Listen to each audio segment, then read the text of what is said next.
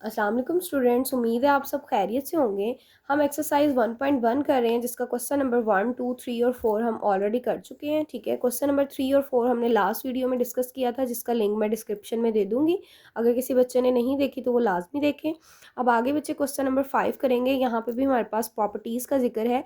Name the property use in the following. ठीक है, इन properties जो क्वेश्चन नंबर 4 में हमने की थी वो आपके पास थोड़ी सी आप उनसे फेमिलियर हैं।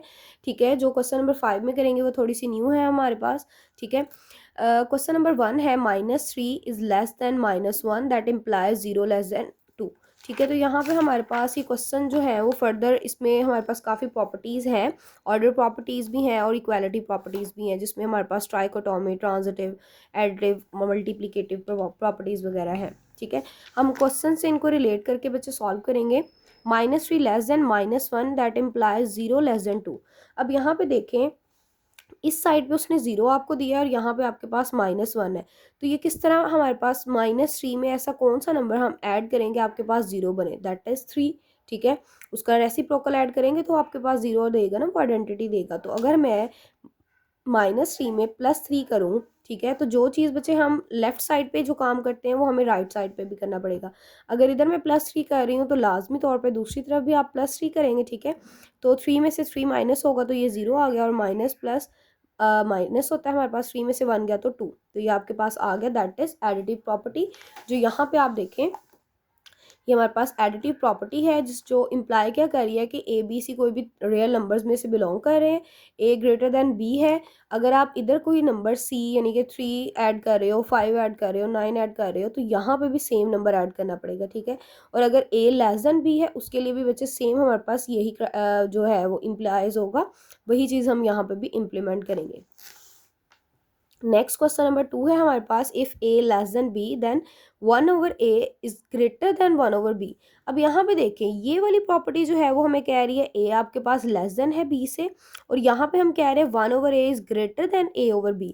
तो बच्चे याद रखें हमेशा कि जब आपके पास कोई नंबर बड़ा होता है और उसको अगर हम डिवाइड कर देते हैं तो वो आपके पास क्या होता है, दूसरे नंबर से छोटा हो जाएगा। ठीक है, जैसे कि यहाँ पे a/b आपके पास रेसिप्रोकल प्रॉपर्टी है क्योंकि हमने इसका रेसिप्रोकल किया है, 1/, की फॉर्म में आ गया है, ये रेसिप्रोकल हो गया उसका। जैसे हमने पीछे पढ़ा था 5 का रेसिप्रोकल 1/5 है। ठीक है, तो यहाँ पे ये रेसिप्रोकल हो गया। अब 5 एक बड़ी वैल्यू है और अगर आप 1/5 को डिवाइड करें कैलकुलेटर पे वो तो आपको 0.2 आंसर देगा। तो 0.2 तो इससे बहुत छोटा है। तो ऐसे तो नहीं हो सकता कि 5 जो है वो लेस देन हो, यहाँ पे कोई 3 ले लें या 5 ले लें नंबर। तो यहाँ पे एक एग्जांपल भी मैंने आपके लिए फर्दर की हुई है कि अगर आप यहाँ पे एक नंबर, लेट्स सपोज मैंने ए को लेट कर लिया कि वो आपके पास 5 है और दूसरी वैल्यू आपके पास 10 है, तो अगर मैं 1/5 करूँगी तो वो मुझे 0.2 आंसर देगा और 1/10 करूँगी तो 0.1 देगा। अब देखें 0.2 बड़ा है या 0.1 है, ऑब्वियसली 0.2 जो 0 से जितना क्लोज होता है वो उतना उसका बड़ा होगा आंसर। तो रेसिप्रोकल में हमेशा अगर कोई नंबर बड़ा है और वो रेसिप्रोकल में जाएगा तो वो नंबर उतना ही हमें छोटा आंसर देगा, और जिसका मतलब सिंपली अगर आप कहें न्यूमरेटर में हमारे पास जितना इसका नंबर डिनोमिनेटर में छोटा होगा उतना आंसर उसका क्या आएगा, ज़्यादा आएगा, और जितना बड़ा नंबर होगा डिनोमिनेटर में वो उतना छोटा आंसर देगा। ठीक है, इसी तरह इसका थर्ड पार्ट है A. Okay, next question number 3 है हमारे पास, if A less than B then a plus C less than b plus C. अब वही बात बच्चे होगी कि जो चीज़ आप इधर ऐड कर रहे हो वही चीज़ इधर ऐड करेंगे। तो ये क्वेश्चन नंबर 1 में भी हमने सॉल्व किया है। तो ये आपके पास कौन सी प्रॉपर्टी है, एडिटिव प्रॉपर्टी है। ये एग्जांपल यहाँ पे मैंने सिंपली सॉल्व किया कि अगर आप इधर 1 कर रहे हो ऐड तो यहाँ पे भी 1 ऐड करना पड़ेगा। यहाँ पे देखिए 4 आ गया, तो ये 3 लेस देन 4 है आपके पास। फिर नेक्स्ट क्वेश्चन है, if A C is less than B and C. ठीक है, and C is greater than 0, किस जो सी है वो हमारे पास 0 से क्या होगा, ग्रेटर होगा। तो आप कोई भी माइंड में अपने नंबर कोई भी सोच सकते हैं कि हम दो नंबर्स को आपस में मल्टीप्लाई करें। जैसे यहाँ पे मैंने लेट्स सपोज ले लिया, ए आपके पास 2 है और बी आपके पास 4 है। ये क्यों लिया, क्वेश्चन में बच्चे उसने आपको दिया है ए लेस देन बी, तो अगर ए बी से छोटा है तो ए 2 भी हो सकता है, तो फिर ये नंबर हमेशा उससे क्या होगा, बड़ा होगा। अगर ये मैं 3 ले रही हूँ और इसको 3 से क्या लेना पड़ेगा, बड़ा लेना पड़ेगा, तो ये 5 ले सकते हैं, 4 ले सकते हैं, 9 ले सकते हैं, कुछ भी ले सकते हैं। तो ये रैंडम नंबर्स इसलिए लिए हैं ताकि आपको अच्छे से अंडरस्टैंडिंग हो जाए। ठीक है, अब इस वाली कंडीशन के अकॉर्डिंग ए की जो वैल्यू ली है मैंने 2 ली है, सी की जो वैल्यू ली है वो मैंने 3 ली है, ठीक है, क्योंकि सी भी 0 से बड़ा है आपके पास। फिर इसी तरह यहाँ पे बी और सी की, तो ये देखें ये कंडीशन आपके पास इम्प्लीमेंट हो रही है। तो ये कौन सी प्रॉपर्टी हुई, उसकी मल्टीप्लीकेटिव प्रॉपर्टी हुई।